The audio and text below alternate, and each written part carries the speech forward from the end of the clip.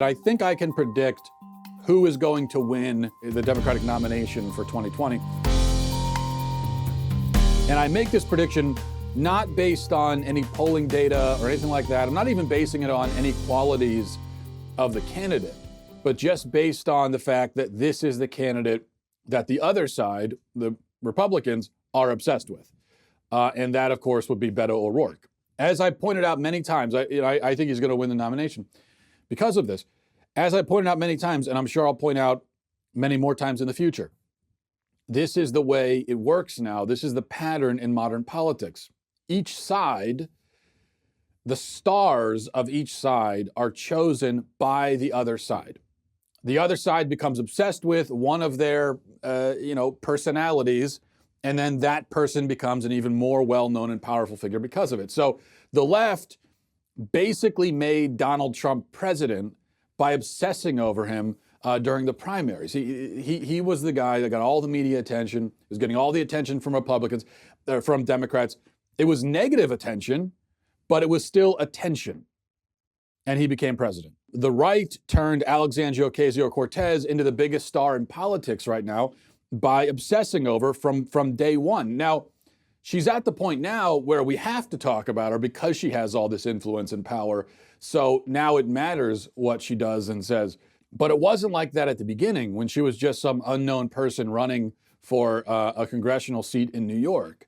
But from the very beginning, when she first appeared on the scene, the right just latched on to her and wouldn't stop talking about her. They did the same thing with David Hogg, turned him into this big household name, and so it goes. And now we're doing it again with Beto O'Rourke. No other Democratic candidate provokes quite so much focus and attention and hand-wringing among conservatives, which gives O'Rourke a distinct advantage. I mean, look at this tweet. I think this is the moment, right? This was the moment right here when I knew that O'Rourke was going to be the Democratic nominee. It was when the GOP sent this tweet on Sunday. Look at this.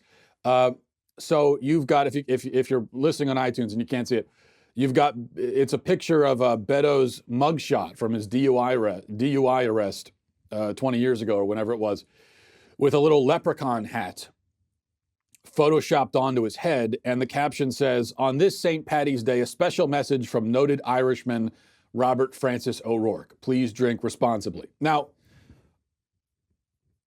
first of all, it just shows you what thick skin we of Irish descent have, that we are never offended by this kind of thing.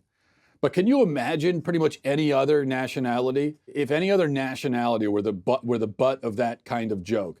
Like, can you imagine if that were a sombrero on Ocasio-Cortez's head and there was a little message about Happy Cinco de Mayo from the... Can you imagine the nuclear reaction to something like that? But you do it to Irish people and nobody cares. Okay, that's not the point. The point is just that O'Rourke has, for whatever reason, burrowed into the heads of many Republicans, and he's living there. And that means that he is the most talked about. And these days, if you're the most talked about candidate, well, that's pretty much all that's needed to win.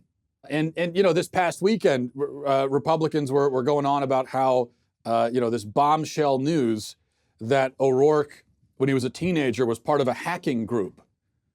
And they think that that's going to make people like him less.